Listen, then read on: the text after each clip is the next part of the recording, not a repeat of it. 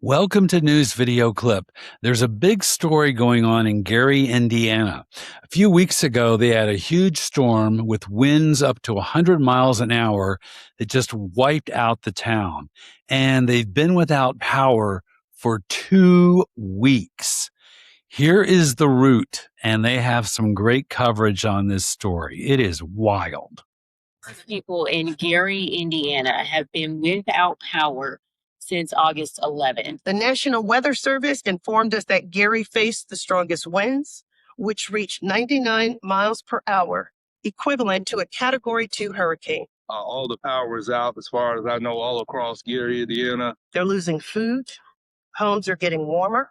They do not have money, and some of the cards aren't even working. I ran into some ladies that had children, and my heart broke. My name's Aja, and I'm going on day 7 of having no power in one of Indiana's worst blackouts and one of the highest crime cities in Indiana. NIPSCO, the company that services 100% of customers in Gary, announcing that it may need until next Tuesday until many people get power back. We're on day 9 of no power in Gary, Indiana. My neighbor across the street, my teacher down two streets down, we have no air in here. Schools are closed. Families are throwing away spoiled food. People are driving to Illinois just to find ice for insulin.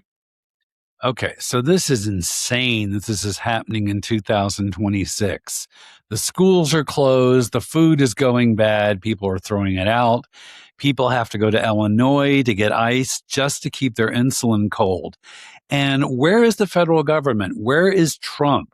Where is FEMA? They are nowhere to be seen. But this story actually gets worse. Here's a report from A More Perfect Union. Let's watch.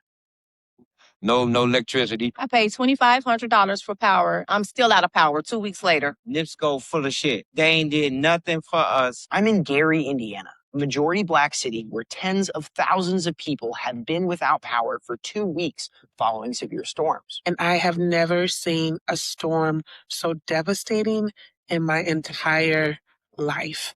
Residents in the region have been outraged with their power company, NIPSCO, Indiana's second largest utility power company that services 1.4 million Hoosiers. After about day 3, a lot of us were getting worried. Okay, we pay our money, we pay our utility bills, but we have not heard from NIPSCO. While infrastructure is being developed across the state to support its 125 data centers, somehow this working class community is struggling to get the basic utilities they need restored while having to pay higher rates than ever.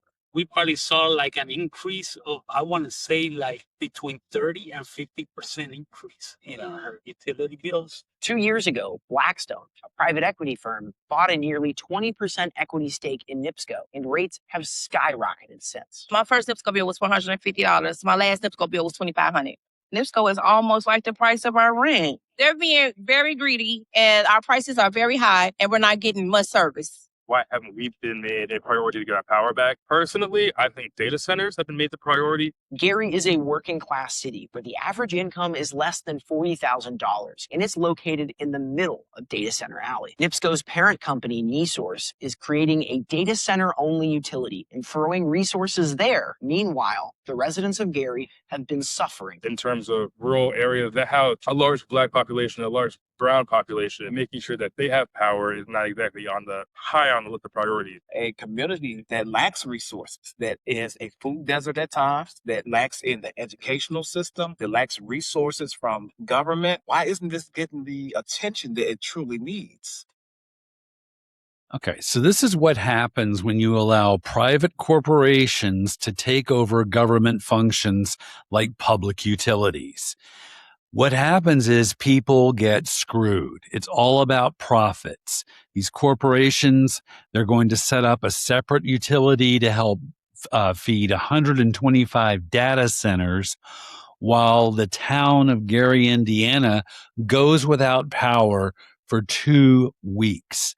That is absolutely ridiculous. But this is what happens when corporations take over government entities. All right, now we're going to go up to Iowa, where a triple Trumper, a guy voted for Trump for 3 times, was asked by MS Now how he feels about Trump currently. Promised to bring down prices. You voted for him 3 times. Are you disappointed? Very disappointed. Very disappointing. Why? Because the prices haven't gone down. I don't know. I'm over it. I think over the Trump thing, the Trump wagon, we will call him. You could talk directly to the president about the war, about the prices, about the economy. What would you tell him? Stop the bullshit. Make America great, like you said. Okay, so there you go. A guy who voted for Trump 3 times, finally waking up to see that Trump is screwing over the working class again and again. It's just unbelievable. All right, speaking of Trump, what was he doing today? Well, he sure wasn't worried about the people in Iowa or the people in Gary, Indiana. He was busy defending Russia and China, who have been aiding Iran in their war against the U.S. Trump actually defended the enemy. Let's watch this clip. Or Russia, if they continue. Well, it depends. It depends. So far, I think Russia's behaved quite well, having to do with the Strait of Hormuz.